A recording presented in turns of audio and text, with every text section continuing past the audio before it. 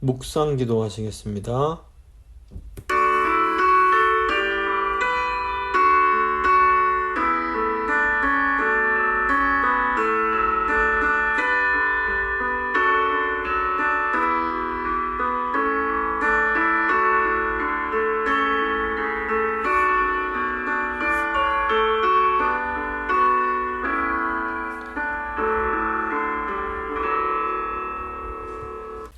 사도신경 고백합니다. 나는 전능하신 아버지 하나님, 천지의 창조주를 믿습니다. 나는 그의 유일하신 아들 우리 주 예수 그리스도를 믿습니다. 그는 성령으로 잉태되어 동정녀 마리아에게서 나시고 본디오 빌라도에게 고난을 받아 십자가에 못 박혀 죽으시고 장사된 지 사흘 만에 죽은 자 가운데서 다시 살아나셨으며 하늘에 오르시어 전능하신 아버지 하나님 우편에 앉아 계시다가 거기로부터 살아있는 자와 죽은 자를 심판하러 오십니다. 나는 성령을 믿으며 거룩한 공교회와 성도의 교제와 죄를 용서받는 것과 몸의 부활과 영생을 믿습니다. 아멘. 찬송가 208장입니다. 찬송가 208장 찬양하시겠습니다.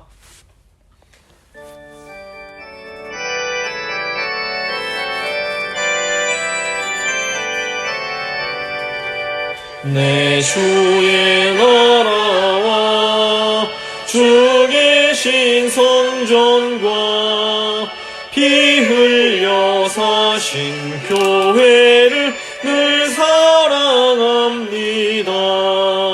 내 주의 교회는 천성과 같아서 눈동자같이 아끼사 늘 보호하시네. 이 교회 위하여 눈물과 기도로 내 생명 다하기까지 늘 봉사합니다.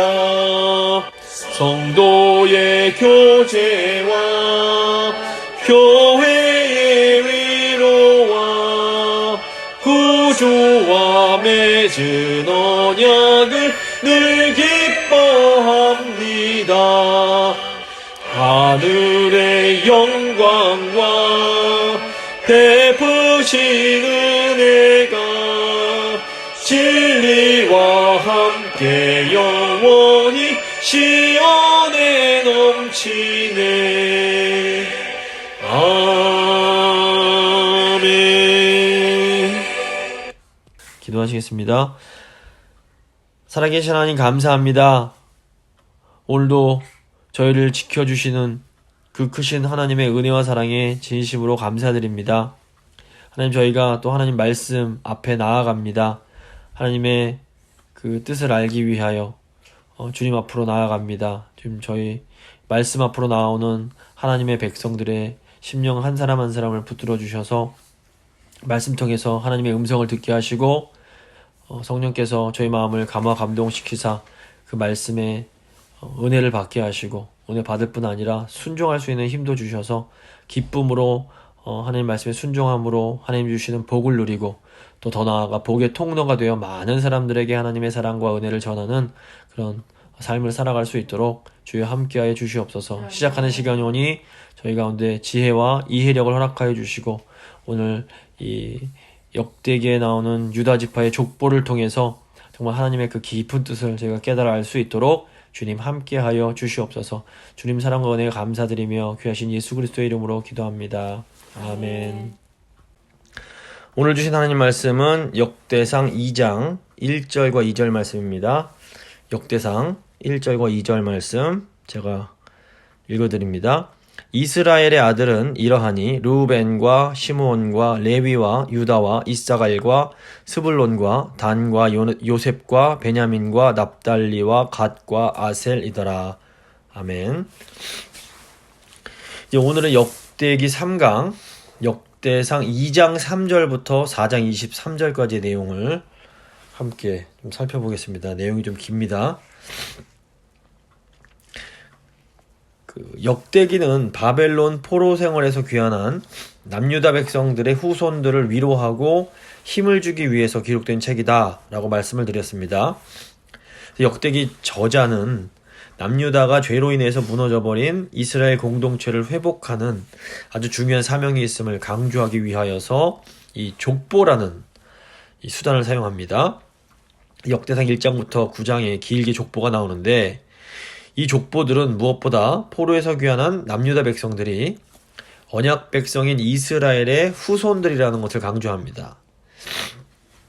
저희가 이제 지난주에 살펴본 역대상 1장은 포로 귀환 공동체의 조상인 그 이스라엘 12지파가 그 아담까지 이른다는 것을 보여줍니다. 이것은 하나님께서 이미 아담 때부터 이 이스라엘을 선택하셨음을 강조하는 겁니다.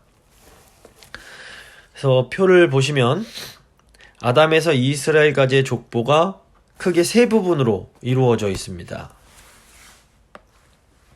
그래서 아담에서 노아까지 10세대, 노아에서 아브라함까지 10세대로 이렇게 정리가 되어 있습니다. 이것은 이제 하나님께서 이스라엘의 조상들을 특별하게 지키고 보호해 오셨음을 이제 강조하는 것인데, 포로에서 귀환한 백성들이 하나님의 특별한 은혜를 받은 하나님 백성 이스라엘의 후손이라는 것을 이제 강조하려고 하는 겁니다. 근데 이제 이 족보 부분을 보면 이스라엘의 그 12지파의 직계조상이 아닌 사람들의 족보가 포함이 되어 있습니다. 그래서 예를 들면 그 이스마엘의 족보가 나오고, 또 아브라함의 다른 소실인 그두라의 자녀들도 나오고, 에서의 후손들, 그리고 에돔 족속까지 나오는 것을 이제 볼 수 있습니다. 이렇게 언약 백성이 들지 못하는 사람들의 족보가 이 역대기 족보에 포함이 되는 것은 하나님께서 언약 백성 이스라엘뿐 아니라 다른 민족들도 사랑하고 계심을 보여주는 겁니다. 그래서 신약 시대의 교회는 영적 이스라엘이자 새 언약 백성이라고 할 수 있습니다. 그래서 이 역대기의 족보가 우리에게 이제 어떤 그 적용이 될 수 있는가 하면, 우리는 창세 전부터 하나님의 선택을 받은 믿음의 사람들의 계보를 잇고 있는 사람들이라는 겁니다. 그래서 하나님은 하나님의 선택을 받은 하나님의 백성들을 통해서 이 세상 가운데 하나님의 뜻을 이루어 가십니다. 그래서 우리가 성령 안에서 하나님 말씀에 순종할 때에 우리를 통해서 하나님의 뜻이 이 세상 가운데 이루어지게 됩니다. 아멘. 하지만 하나님은 하나님을 알지 못해서 하나님 보기에서 멀리 떨어져 있는 사람들도 사랑하신다는 것을 또 이 족보가 보여줍니다. 비록 세상 사람들이 하나님을 몰라서 하나님께 반항하면서 살아가고 있지만 하나님은 그들도 회개하여 하나님께로 돌아오기를 원하고 계십니다. 그래서 하나님 백성들의 삶에는 항상 두 가지 차원이 있음을 알아야 됩니다. 한 가지 차원은 우리가 하나님의 선택을 받은 자녀로서 하나님의 그 사랑과 복을 받아 누려야 되는 차원입니다. 그래서 우리는 하나님이 우리에게 주시는 그런 많은 복을 믿음으로 받아 누려야 됩니다. 또 다른 차원이 있는데, 그것은 그 하나님의 백성들로서 하나님께 받은 복을 이웃과 나눠야 되는 그런 차원이 있습니다. 그래서 우리는 복을 받을 뿐 아니라 하나님께서 주신 복을 이웃과 세상과 나눠야 되는 이런 책임을 가지고 있는 겁니다. 역대기 1장의 족보가 이 두 가지 차원을 잘 보여줍니다. 하나님의 선택을 받은 이스라엘이지만 하나님께서 다른 족속들도 사랑하고 계심을 잘 보여줍니다. 이제 오늘부터 역대기 족보 1장부터 9장에 이르는 족보의 그 핵심 부분인 2장에서 3장 이스라엘 자손들의 족보를 좀 생각해 보도록 하겠습니다. 이제 표를 보시면 역대상 2장부터 8장은 포로에서 귀환한 백성들의 직계 조상이라고 할 수 있는 이스라엘 12지파들의 이제 족보가 나옵니다. 이 성경에 나오는 족보들을 이해하려면 이 족보의 구조를 파악하는 게 참 중요합니다. 제가 이제 지난주에도 좀 설명드렸지만 이 역대기 족보들의 구조가 아주 독특하게 되어 있습니다. 상식적으로 족보를 기록할 때 장자부터 기록을 하게 되는 것이 이제 일반적입니다. 그런데 이 족보를 보시면 장자 르우벤이 아니라 넷째 아들인 유다의 지파가 가장 먼저 이렇게 기록되어 있는 것을 볼 수 있습니다. 그리고 이제 베냐민 지파가 가장 마지막 족보의 부분에 나옵니다. 그래서 이 모양을 보면 유다 지파와 베냐민 지파가 다른 나머지 지파들을 이렇게 감싸고 있는 그런 모양이 됩니다. 그런데 이 유다 지파와 베냐민 지파는 포로에서 귀환한 남유다 백성들의 이제 직계 조상이 됩니다. 그래서 이 북이스라엘은 나머지 10지파, 남유다는 이 유다와 베냐민 지파로 이제 주로 구성이 되어 있었는데, 따라서 이 구조는 포로에서 귀환한 백성들이 다른 이스라엘 지파들을 이렇게 얼싸안고 보호하면서 온 이스라엘을 회복시켜가야 하는 그런 사명이 있다는 것을 암시해 준다고 볼 수 있습니다. 또 이제 구조적으로 보면 족보들의 가장 가운데에 레위 지파의 족보가 들어 있습니다. 레위 지파는 성전에서 하나님께 드리는 제사를 주관하는 그런 지파였습니다. 이것은 온 이스라엘의 회복의 중심에는 하나님을 향한 예배가 있어야 함을 의미한다고 볼 수 있습니다. 이런 족보들의 구조가 오늘 우리에게도 중요한 의미를 줍니다. 하나님 백성들을 회복하려면 앞장서서 다른 사람들을 보호하고 값싸주는 그런 사람들이 필요합니다. 베드로전서 4장 8절 보시면 무엇보다도 뜨겁게 사랑할지니 사랑은 허다한 죄를 덮느니라 이렇게 되어 있습니다. 그래서 좀 힘있고 영적으로 이렇게 중심에 있는 사람들이 적극적으로 연약하고 부족한 사람들을 사랑하면서 그들의 죄를 덮어줄 때에 회복이 일어날 수가 있습니다. 동시에 교회 회복에는 언제나 하나님을 향한 예배가 중심이 되어야 됩니다. 우리가 이제 사랑할 수 있는 힘이 언제나 성령과 말씀이 중심되는 예배로부터 오기 때문에 그렇습니다. 이제 오늘은 유다 지파의 족보를 좀 생각해 보겠습니다. 2장 3절부터 4장 23절까지 꽤 이제 긴 내용이기 때문에 좀 양도 많고 좀 복잡한데 이 표를 이제 나오는 이 표를 좀 잘 보시면서 설명을 들으시면 이해하시기가 좀 쉬울 겁니다. 유다 지파와 관련된 족보가 2장부터 4장까지 길게 나옵니다. 성경의 다른 곳에는 나오지 않는 많은 이름들이 이 안에 보면 들어 있습니다. 그래서 우리가 모든 내용을 일일이 다 파악하는 것은 거의 불가능해 보입니다.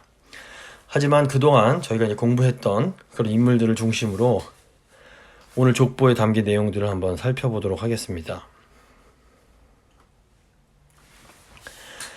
유다 지파의 조상은 그 이스라엘, 그 야곱의 넷째 아들인 유다입니다. 유다에게는 5명의 아들이 있었는데 우선 가나안족 출신의 여인에게서 얻은 3명의 아들이 있습니다. 이 이름이 이제 에르, 오난, 셀라가 됩니다. 그리고 유다가 며느리 다말에게서 얻은 2명의 쌍둥이 아들이 있는데 이름이 베레스와 세라입니다. 그래서 이제 표를 보시면 유다 지파의 족보의 구조가 다윗 가문의 족보를 중심으로 되어 있다는 것을 볼 수가 있습니다. 성경의 다른 부분도 그렇지만 이 족보는 이 전체 구조를 보는 것이 이 족보의 의미를 파악하는 데 있어서 굉장히 중요합니다. 족보의 가장 바깥 부분에 이제 보시면 유다가 가나안 여인에게서 얻은 3 아들이 나옵니다. 에르, 오난, 셀라인데 2장 3절에 유다가 가나안 여인에게서 얻은 이제 이 3 아들 중에서 이 첫째와 둘째 에르, 오난이 죽고 셀라만 살아남게 됩니다. 이 셀라의 자손이 다시 그 유다 지파 족보의 가장 마지막 부분인 4장 21절부터 23절에 나오게 됩니다. 그러니까 유다가 가나안 여인에게서 얻은 아들의 그 족보가 이 유다 지파 족보의 가장 바깥 부분에 위치하게 됩니다. 이제 그 다음 층인 이제 유다가 다말에게서 얻은 그 베레스와 그 세라의 자손이 나옵니다. 먼저 2장 4절부터 8절을 보시면 다윗 왕이 이제 베레스의 후손이기 때문에 이 세라의 후손이 아주 간략하게 이제 몇 줄로 정리가 되고 끝납니다. 그리고 이제 다시 4장 밑부분에 두 번째 층인 4장 1절부터 20절을 보시면 이제 베레스의 후손 중에서 다윗 가문이 아닌 사람들의 족보가 또 이제 나오게 됩니다. 그리고 이제 이 유다 지파 족보의 가장 가운데 부분인 2장 9절부터 3장 24절까지 이 베레스의 후손 중에서 다윗 가문을 중심으로 한 족보가 이제 길게 다뤄지고 있습니다. 이제 유다 지파의 족보에서 다윗 가문이 중심이 된다는 것, 이것이 무엇을 의미할까요? 그래서 포로에서 귀환한 남유다 백성들이 붙들어야 할 가장 중요한 약속 중 하나가 바로 하나님께서 다윗 왕과 언약 맺어주시면서 해주셨던 그 약속이었습니다. 다윗의 왕위를 영원하게 하겠다라는 그 약속입니다. 나아가 구약 선지자들은 메시아가 다윗의 후손으로 올 것이다 라고 예언을 했습니다. 또 실제로 예수님께서 혈통적으로는 이 다윗의 후손으로 이 땅에 오시게 됩니다. 그래서 역대기에 나오는 족보들의 그 가운데 유다 지파가 있고 또 유다 지파의 중심에 다윗 가문이 있다라는 것은 하나님께서 하신 이 약속을 반드시 기억하면서 붙들어야 한다라는 그런 의미가 있는 겁니다.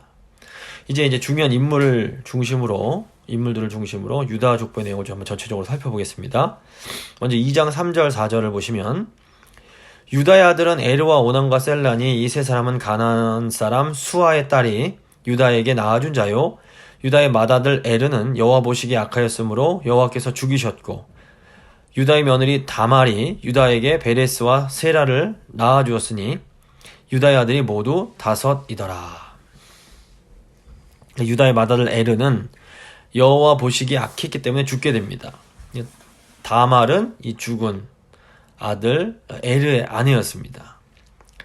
큰아들 에르가 죽자 유다는 당시 이제 형사취수제의 전통에 따라서 둘째 아들인 오난을 이제 다말에게 주어서 다말로 하여금 후손을 남기게 하려고 합니다. 그런데 아시는 것처럼 이 오난 역시 악하게 행함으로 자손을 남기지 못하고 죽게 됩니다.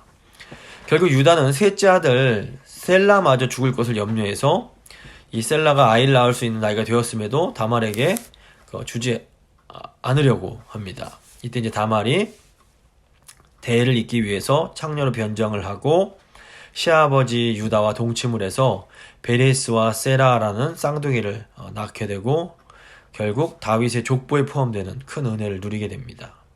저희가 창세기를 공부할 때도 이제 나눴지만 혈통이 하나님의 은혜에 참여하는 것을 보장하지 못한다는 것을 저희가 알 수 있습니다.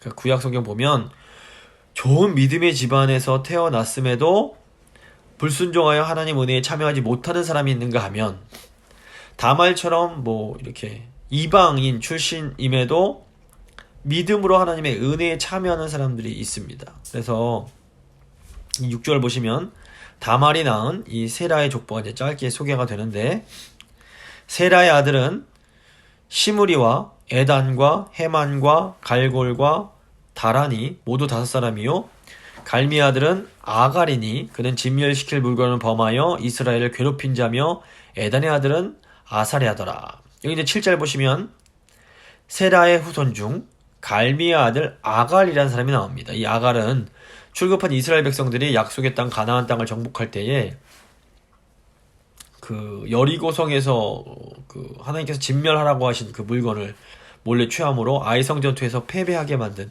그 아간을 말합니다. 그러니까 믿음의 혈통이라고 해서 다 저절로 믿음의 사람이 될 수 없다라는 것을 다시 한번 또 여기서 확인할 수 있습니다. 그러니까 우리가 믿음의 훌륭한 조상을 가지고 있다라는 것은 굉장히 자랑스러운 일입니다. 하지만 더 중요한 것은 내가 어떤 믿음으로 하나님 앞에서 살 것인가 하는 것입니다. 아무리 훌륭한 믿음의 집안이라고 해도 내가 정작 하나님 앞에 믿음으로 나아가지 못하고 불순종하면 바로 내가 하나님 백성 이스라엘 전체를 괴롭히는 그런 사람이 될 수도 있는 겁니다. 그래서 지금 내가 하나님 앞에 어떤 믿음으로 설 것인가 이것이 굉장히 중요하다는 것을 지금 이 족보가 구태여 좀 지적을 하고 있습니다. 하지만 인간의 죄가 하나님의 이 은혜를 능가하지는 못합니다. 하나님의 이 진노는 결국 다윗의 때에 가서 하나님의 은혜로 변하게 됩니다. 이제 2장 9절부터 3장 24절에 이르는 긴 족보는 다윗 가문을 중심으로 한 족보가 되겠습니다. 표를 보시면 이제 9절을 보시면 헤스론이 낳은 아들은 여라무엘과 람과 글루베라 이렇게 나와 있는데 여기 이제 9절에 나오는 헤스론은 유다가 다말에게서 얻은 이 베레스의 아들입니다. 그래서 이제 따지고 보면 유다의 그 손자가 되겠습니다. 그래서 근데 이 헤스론에게는 3명의 아들이 있었습니다. 그래서 이제 이 중에서 여라무엘, 람, 글루베인데 다윗은 람의 이제 후손이기 때문에 이제 앞으로 람에 대한 내용이 많이 나옵니다. 그리고 여기서 글루베라고 나오는 사람이 이제 나중 이 역대기에는 또 갈렙이라고도 나옵니다. 이게 히브리어 같은 경우에는 모음을 이제 처음에 쓰지 않고 자음만 썼었기 때문에 글루베 보면 기역, 리을, 비읍이 됩니다. 근데 갈렙도 기역, 리을, 비읍입니다. 그래서 동일 이닝을 알 수 있습니다. 근데 이제 이 갈렙이 여호수아와 함께 동역했던 그 갈렙은 아닙니다. 그래서 이제 그런 혼동을 하면 안 됩니다. 그래서 2장 9절부터 3장 24절을 보시면 이 헤스론의 세 아들의 후손들로 이제 이 족보가 짜여져 있습니다. 먼저 2장 9절부터 17절은 헤스론의 아들 이 람의 족보로, 이 람이 아까 다윗의 직계 조상이라고 말씀드렸습니다. 그래서 이 부분을 보면 다윗의 족보와 다윗의 가족들이 아주 자세하게 나옵니다. 10절 보시면 람은 암미나답을 낳았고 암미나답은 나손을 낳았으니 나손은 유다 자손의 방백이며 나손은 살마를 낳고 살마는 보아스를 낳고 보아스는 오벳을 낳고 오벳은 이새를 낳고. 다윗은 람의 후손으로, 그러니까 룻과 결혼한 보아스가 바로 이 람의 후손이 됩니다. 그래서 보아스는 오벳을 낳고 오벳은 다윗의 아버지 이제 이새를 낳게 되는 내용이 나옵니다. 13절부터 17절 보시면 제가 한번 읽어드리겠습니다. 이새의 이제 후손이 나옵니다. 이새는 맏아들 엘리압과 둘째로 아비나답과 셋째로 시므아와 넷째로 느다넬과 다섯째로 랏대와 여섯째로 오셈과 일곱째로 다윗을 낳았으며 그들의 자매는 수루야와 아비가일이라. 수루야의 아들은 아비새와 요압과 아사헬 삼형제요 아비가일은 아마사를 낳았으니 아마사의 아버지는 이스마엘 사람 예델이었더라. 이게 보시면 다윗에게는 형들뿐 아니라 수루야와 아비가일이라는 누이들이 있었습니다. 이제 이 아비가일이 이제 다윗과 결혼한 아비가일과 동명이인이고 똑같은 사람은 아닙니다. 근데 이제 이 누이 수루야의 세 아들이 다윗에게 큰 도움도 됐지만 큰 골칫거리가 되었던 아비새, 요압, 아사엘 삼형제였습니다. 저희가 이제 이거를 사무엘서 할 때 다 다뤘습니다. 그리고 이제 아비야의 아들 아마사는 다윗의 아들 압살롬이 반역을 일으킬 때 군대 장관이 되는 사람입니다. 근데 결국 이제 사촌인 요압에게 죽임을 당하게 되는 것 아마 기억하실 겁니다. 그래서 저희가 사무엘서 할 때 이런 내용들이 다 나왔기 때문에 이런 이름들이 저에게 굉장히 익숙합니다. 역대기 족보에서는 다윗이 중요하기 때문에 이제 다윗 가족에 대해서 아주 이렇게 자세히 설명을 하고 있습니다. 2장 표 보시면 2장 18절에서 24절은 헤스론의 아들 이제 갈렙의 족보, 이게 아까 말씀드린 글루베의 족보가 나옵니다. 18절부터 20절 보시면 헤스론의 아들 갈렙이 그의 아내 아수바와 여리오색에서 아들을 낳았으니 그가 낳은 아들들은 예셀과 소밥과 아르도니요. 아수바가 죽은 후에 갈렙이 또 에브랏에게 장가 들었더니 에브랏이 그에게 훌을 낳아주었고 훌은 우리를 낳고 우리는 부살레를 낳았더라. 여기 이제 글루베, 갈렙의 후손 중에서 중요한 사람이 20절에 나오고 있는 훌과 부살렐이라는 사람입니다. 이 훌은 출애굽한 이스라엘 백성들이 광야에서 아말렉과 싸울 때에 모세가 지팡이든 발을 계속 들 수 있도록 도왔던 그 사람일 가능성이 높습니다. 그리고 이제 여기 부살렐은 성막을 짓는데 결정적인 역할을 했던 장인입니다. 그 기술자를 말합니다. 그러니까 다윗의 족보가 나오고 바로 그 뒤에 이제 이렇게 부살렐이 나오는 것은 이 다윗 왕조와 성전이 아주 밀접한 관련이 있음을 이제 암시합니다. 그래서 이 역대기의 핵심적인 주제 중 주제가 이제 다윗 왕조와 성전입니다. 이게 여기 이렇게 벌써 앞에 족보부터 나오고 있는 겁니다. 남유다의 후손들인 포로기한 공동체는 이 성전 세우는 이 사명에 동참을 해야만 했던 사람들입니다. 그래서 예수님이 오심으로 이 구약의 성전을 대체하셨습니다. 예수님이 부활 승천하신 후에는 성령의 전인 교회, 즉 우리들이 바로 하나님의 성전이 되어야 됩니다. 이제 이걸 사도 바울이 얘기를 하고 있는데, 그렇기 때문에 오늘날에도 하나님 백성은 예수님의 몸인 성전을 이렇게 세우는 이 사명에 동참해야 되는 것을 저희가 또 알 수 있습니다. 2장 25절에서 41절 보시면, 이제 표 보시면 헤스론의 맏아들 여라무엘의 자손들이 나옵니다. 여라무엘이 이제 헤스론의 장남인데, 이 부분에서 좀 길게 나오지만 주목해야 될 부분이 여라무엘의 자손 중에서 세산이라는 사람이 나옵니다. 34절 보시면 세산은 아들이 없고 딸뿐이라 그에게 야르하라 하는 애굽종이 있으므로 세산이 딸을 그 종 야르하에게 주어 아내를 삼게 하였더니 그가 그로 말미암아 앗대를 낳고, 이렇게 되어 있습니다. 딸들만 있었던 세산은 야르하라는 이 애굽인 출신의 그 종을 사위로 삼게 됩니다. 이 사위에 의해서 이 세산의 족보가 저기 나중에 보면 41절 엘리사마라는 사람까지 이어지게 됩니다. 근데 이제 엘리사마가 누군가 하면 이제 열왕기를 보시면 그 남유다가 망하고 바벨론의 느부갓네살 왕이 그달랴라는 사람을 총독으로 세운 것 기억하실 겁니다. 몇 주 전이기 때문에. 근데 이제 그달랴가 얼마 지나지 않아서 왕족 중 한 명인 이스마엘이라는 사람에 의해서 이렇게 암살을 당하게 된 거 기억하실 겁니다. 근데 이제 이 오늘 41절에 나오는 엘리사마가 바로 이 그달랴를 암살한 이스마엘의 할아버지가 됩니다. 이게 다 이게 연결이 됩니다. 근데 이제 여기서 중요한 건 이 야르하라는 인물이 애굽 출신이라는 겁니다. 사실 애굽은 가나안과 더불어서 출애굽 이후에 이스라엘의 가장 큰 대적이었습니다.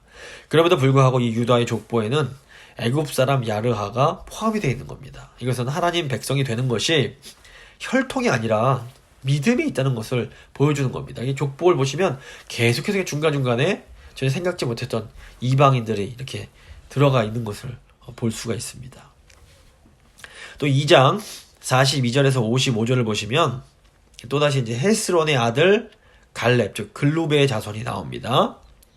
42절 보시면 여라무엘의 아우 갈렙의 아들 곧 맏아들은 메산이 10의 아버지요 그 아들은 마레산이 헤브론의 아버지며, 이렇게 되어 있습니다. 여기서 이제 헤브론의 아버지라고 할 때 이 헤브론은 사실 사람 이름이 아니라 지역 이름입니다. 그래서 여기서 헤브론의 아버지라는 뜻은 헤브론 성읍의 창건자 또는 헤브론 성읍의 통치자를 의미합니다. 이외에도 이제 42절부터 55절까지의 이 족보를 보면 45절에 벳술, 50절과 52절에 기럇 여아림, 또 54절에 베들레헴은 모두 이 유다 지파 백성들이 거주하던 지명들입니다. 따라서 벳술의 아버지 마온은 벳술의 지도자에 해당하고 기럇 여아림의 아버지 소발은 기럇 여아림의 지도자입니다. 베들레헴의 아버지 살마는 베들레헴의 지도자로 이렇게 이해할 수 있습니다. 그러니까 이 족보가 단순히 어떤 누가 누굴 낳고 하는 인물의 계보에 대한 정보만 주는 것이 아니라 포로 귀환 공동체가 필요로 했던 어떤 그런 지식들 전체적인 것들을 제공하고 있음을 저희가 알 수 있습니다. 이 족보의 기능이 굉장히 여러 가지가 있는 겁니다. 이제 3장 1절부터 24절은 다시 이제 람의 족보인데 이 다윗의 자손들에 대한 내용이 나옵니다. 표를 보시면 1절부터 9절은 이제 다윗의 자녀들에 대한 내용이고 10절부터 16절은 솔로몬과 이 포로 잡혀가기 이전에 남유다 왕들의 이야기고 그 이름들이 나오고 17절부터 24절은 포로 시대 이후에 태어난 자손들의 이름이 쭉 나옵니다. 그러니까 역대상 3장의 족보는 이 역대기의 족보가 다윗 왕을 중심으로 이루어져 있으며 특별히 다윗의 왕위를 계승한 자손들의 이름을 이렇게 나열하고 있습니다. 이걸 통해서 하나님 백성들의 미래에 대한 어떤 소망과 기대를 주고자 하는 겁니다. 이제 1절과 9절 보시면 다윗의 자녀들의 이름이 자세히 기록되어 있는데 이제 좀 1절부터 4절까지는 다윗이 헤브론에서 낳은 아들들의 이름이 나와 있고 5절부터 9절은 다윗이 이제 예루살렘의 왕이 된 이후에 예루살렘에서 낳은 아들들의 이름이 나옵니다. 1절부터 이제 4절까지 좀 보시면 중요한 인물들이 좀 나오는데 다윗이 헤브론에서 낳은 아들들은 이러하니 맏아들은 암논이라 이스라엘 여인 아히노암의 소생이요 둘째는 다니엘이라 갈멜 여인 아비가일의 소생이요 셋째는 압살롬이라 구술왕 달메의 딸 마아가의 아들이요 넷째는 아도니아라 학기스의 아들이요 다섯째는 스바디아라 아비달의 소생이요 여섯째는 이드르암이라 다윗의 아내 에글라의 소생이니 이 여섯은 헤브론에서 나왔더라. 다윗이 거기서 7년 6개월을 다스렸고 또 예루살렘에서 33년 다스렸으며 이렇게 되어 있습니다. 보시면 익숙한 이름들이 제법 많이 나옵니다. 다윗의 큰아들 암논의 경우에는 이 정욕에 눈이 멀어서 배다른 여동생 다마를 욕보인 후에 버리게 됩니다. 근데 다윗이 이 일을 정의롭게 처리를 못하게 되고 결국 그 다말의 오빠인 압살롬이 자기 여동생을 욕보인 형을 훗날 죽이고 반란까지 일으키게 되는 일이 생깁니다.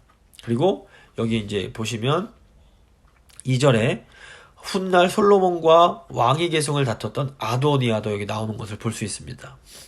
보면 저희가 이제 이걸 다 사무엘서를 할 때 이제 다뤘었는데 이렇게 모든 인간의 죄와 욕심이 막 하나님 백성, 하나님 나라에 이렇게 난무한 걸 볼 수 있습니다. 그런데 이렇게 인간의 죄와 욕심이 난무하는 가운데에서도 하나님께서 다윗에게 하신 그 약속은 흔들림 없이 계속해서 이어집니다. 그러니까 오늘날 교회의 모습을 봐도 사실 죄와 욕심 때문에 인간들의 이런 탐욕 때문에 계속해서 나쁜 소식들이 들리곤 합니다. 하지만 이것이 인간적으로 보면 야 여기 소망이 있나 이런 생각이 드는데 그럼에도 불구하고 하나님의 약속은 조금도 흔들림 없이 이렇게 이어져 가고 있다는 것을 저희가 생각할 수가 있는 겁니다.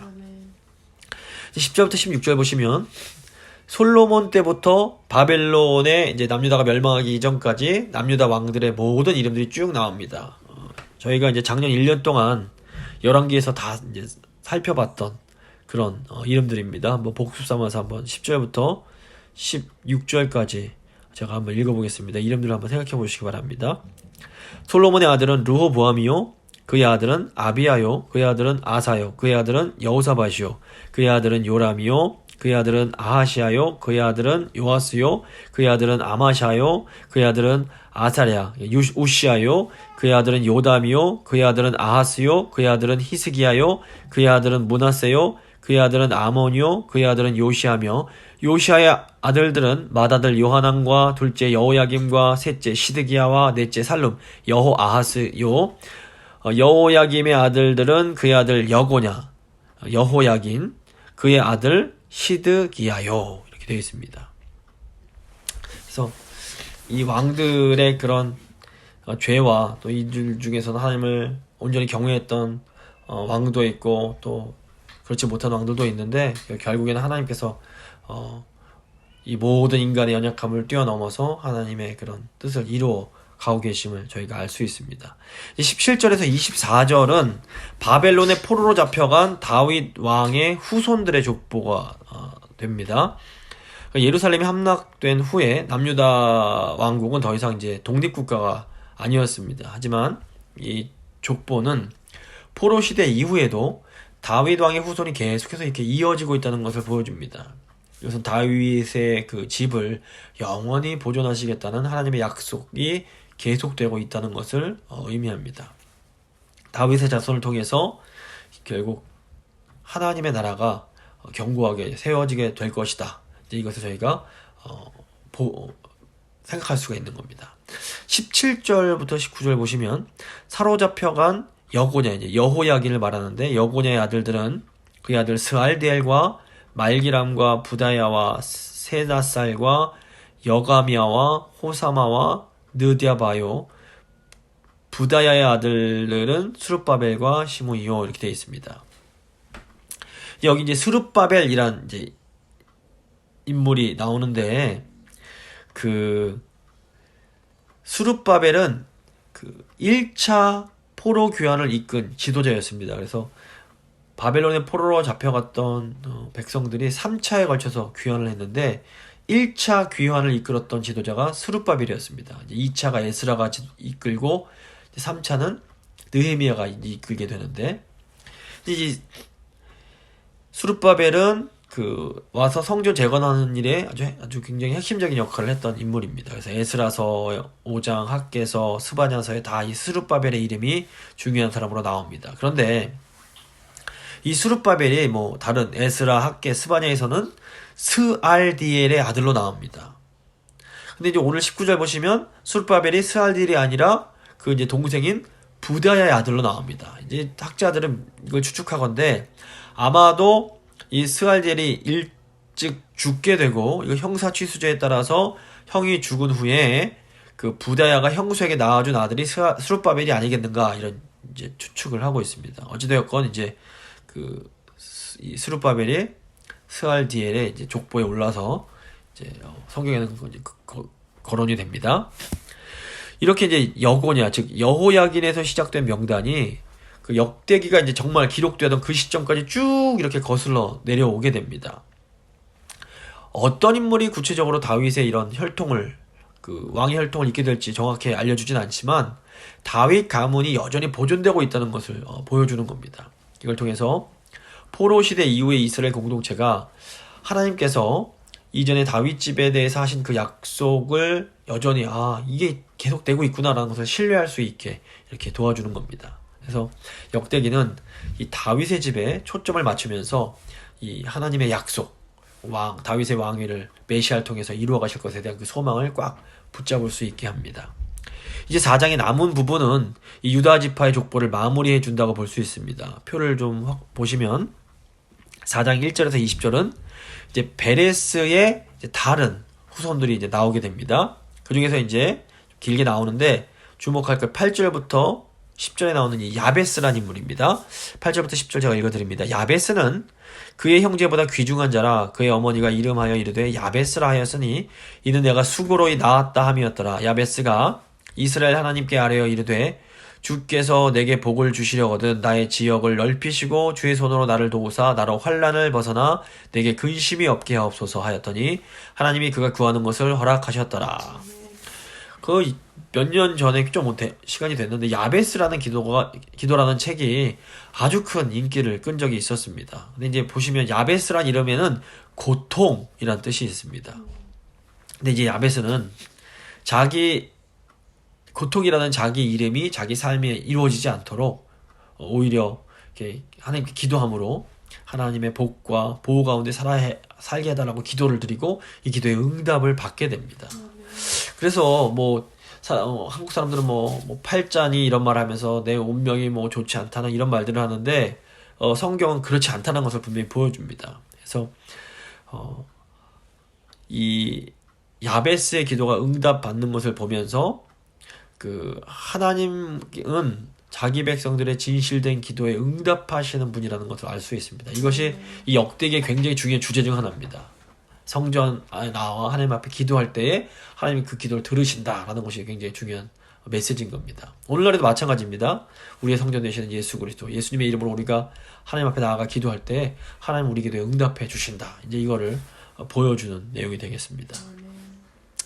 그리고 이제 4장 13절부터 15절 보시면 그나스의 아들들이 나옵니다. 이것도 또 중요한 내용인데 13절부터 15절까지 제가 한번 읽어보겠습니다. 그나스의 아들들은 온니엘과 스라야요, 온니엘의 아들은 하닷이며 무오노데는 오브라를 낳고 스라야는 요압을 낳았으니 요압은 게하라심의 조상이라. 그들은 공장이었더라. 여분네 아들 갈렙의 자손은 이르와 엘라와 나암과 엘라의 자손과 그나스요, 이렇게 되어 있습니다. 근데 여기 그나스는 이방 족속의 이름입니다. 창세기부터 나오는 이방 족속의 이름인데 이 갈렙의 아버지 여분네도 사실은 그나스 족속이었습니다. 그래서 이 그나스의 아들들, 이 그나스의 족속이 어느 때 이제 이스라엘 백성으로 이렇게 편입이 이제 됐던 겁니다. 그래서 여분네라는 이름 자체가 이 돌아서다 이런 뜻이 있습니다. 그래서 이 갈렙은 사실은 그 조상을 따져보면 정말 유다 적통에 속한 것이 아니라 이방 족속이었는데 유다 지파로 편입된 그런 사람이었던 겁니다. 갈렙의 이름이 사실 개인데 멍멍이 이런 뜻하는 건데 아마도 이제 그 아버지의 삶이 그 이방인으로서 유다에 편입된 삶이 그렇게 평탄치만 않았음을 이제 암시한다고 볼 수도 있습니다. 어쨌거나 그럼에도 불구하고 이 갈렙은 저희가 이제 여호수아에서 볼 수 있는 것처럼 믿음으로 약속의 땅을 정복하고 정말 하나님께 큰 칭찬을 받는 사람이 됩니다. 더 나아가 이 갈렙의 조카 온니엘은 이스라엘 최초의 사사가 됩니다. 그래서 아주 훌륭한 사사로 이제 남아져 있습니다. 그래서 이 족보는 하나님 백성의 삶에 있어서 중요한 것은 어떤 출신, 혈통 이런 것이 아니라 정말 하나님 앞에서의 믿음이라는 것을 계속해서 이렇게 틈틈이 강조를 해줍니다. 오늘날에도 마찬가지입니다. 뭐 목사 집안, 장로 집안 이런 것이 중요한 것이 아니라 내가 하나님 앞에서 어떻게 믿음 갖고 살아가느냐, 이것이 하나님 보실 때는 가장 중요한 거라고 볼 수 있습니다. 이제 유다 지파 족보의 마지막 부분인 4장 21절부터 23절은 유다가 가나안 여인에게서 얻은 그 아들 중에서 유일하게 살아남았던 이 셀라의 자손에 대한 내용입니다. 21절부터 23절 보시면 유다의 아들 셀라의 자손은 레가의 아버지 에르와 마레사의 아버지 라하다와 세마포 짜는 자의 집 곧 아스베야의 집 종족과 또 요김과 고세바 사람들과 요아스와 모압을 다스리던 사람과 야수빈의 해민이 이는 다 옛 기록에 의존한 것이라. 이 모든 사람은 토기 장이가 되어 수풀과 산을 가운데 거주하는 자로서 거기서 왕과 함께 거주하면서 왕의 일을 하였더라. 이렇게 되어 있습니다. 이제 이 부분에서 특이한 것은 이 기술자가 나오는 겁니다. 뭐 세마포 짜는 자가 나오고 이제 토기장이란 것이 나오는데 23절 보시면 이 토기장이들이 왕과 함께 거주하면서 왕의 일을 했다라는 내용이 나옵니다.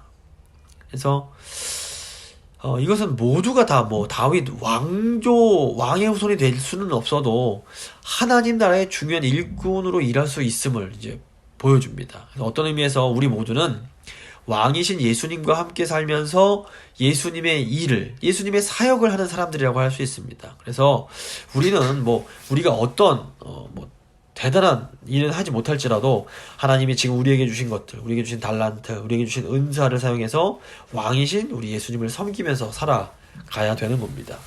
말씀 마무리 좀 보겠습니다. 오늘 내용을 좀 긴 내용을 한 번에 하느라고 좀 많이 달려왔는데, 족보가 이름이 많기 때문에 좀 복잡하고 어려운 부분이 분명히 있습니다. 하지만 그럼에도 불구하고 저희가 족보를 이렇게 좀 찬찬히 살펴보면 그 안에 굉장히 중요한 영적인 의미들이 이렇게 숨어 있음을 볼 수 있습니다. 그래서 이 유다 지파의 족보는 다윗 가문을 중심으로 구성되어 있다. 이제 이것이 중요한 내용입니다. 이제 다윗 가문은 이 중심이 되어 있다는 것은 하나님께서 다윗에게 하신 약속을 붙잡아야 하고 또 다윗의 후손으로 오시는 메시아를 소망해야 한다라는 것을 우리에게 알려줍니다.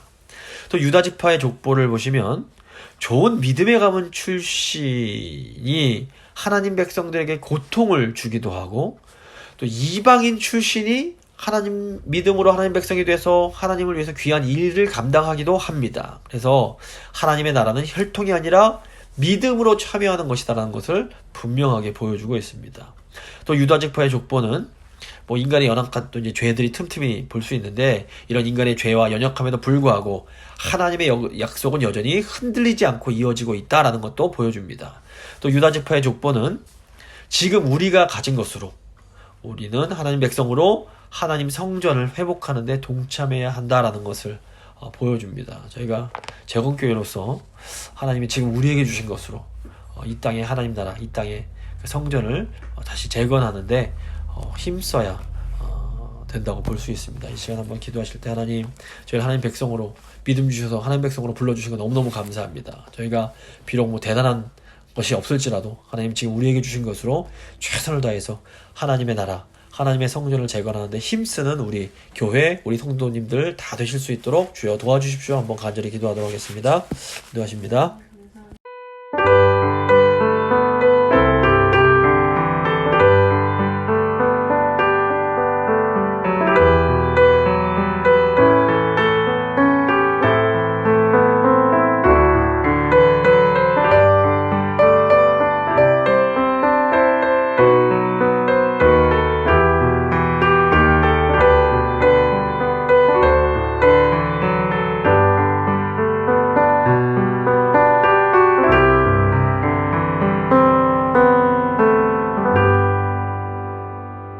기도하시겠습니다. 좋으신 하나님 감사합니다. 저희를 하나님 그 크신 은혜로 영적 이스라엘로 불러주시고 또 하나님의 귀한 성전을 재건하는 이 귀한 일에 동참시켜 주신 거 너무 감사합니다. 하나님 역대기의 족보가 다윗 왕조를 중심으로 보고 있습니다. 아버지, 다윗의 후손인 예수 그리스도가 저희의 중심이 되심을 저희도 기억합니다. 주님을 계속 바라보게 하시고 또 예수님, 왕이신 예수님의 일에 주님께서 저에게 주신 것으로 동참하는 저희가 될 수 있도록 주여 도와주시옵소서.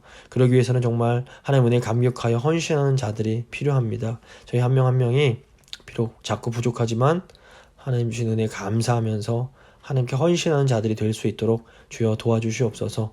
하나님, 코로나 상황 속에서 저희 성도님들 한 분 한 분 다 건강하게 지켜주시고 속히 이제 이런 모든 일들이 다 정리가 되어서 함께 모여서 함께 하나님을 예배하는 날이 속히 올 수 있도록 주여 도와주시옵소서. 하나님의 크신 사랑과 은혜에 감사드리며 귀하신 우리 주 예수 그리스도의 이름으로 기도합니다. 아멘. 찬송가 218장입니다. 찬송가 218장 찬양하겠습니다.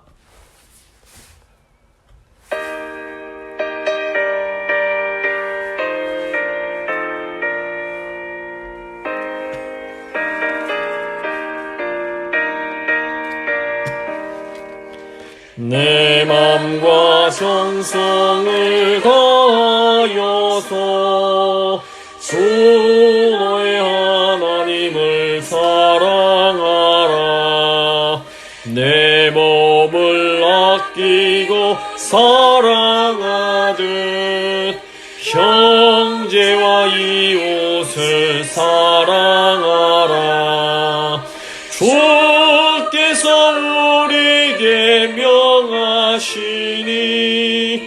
그 명령 따라서 살아가리. 널 미워 해치는 원수라도 언제나 너그럽게 사랑하라. 널 핍박하는 자 위에서도 신실한 마음으로 복을 빌라. 주께서 우리에게 명하시니 그 명령 따라서 살아가리. 나 항상 주님을 멀리하고 형제를 사랑하지 못하였다.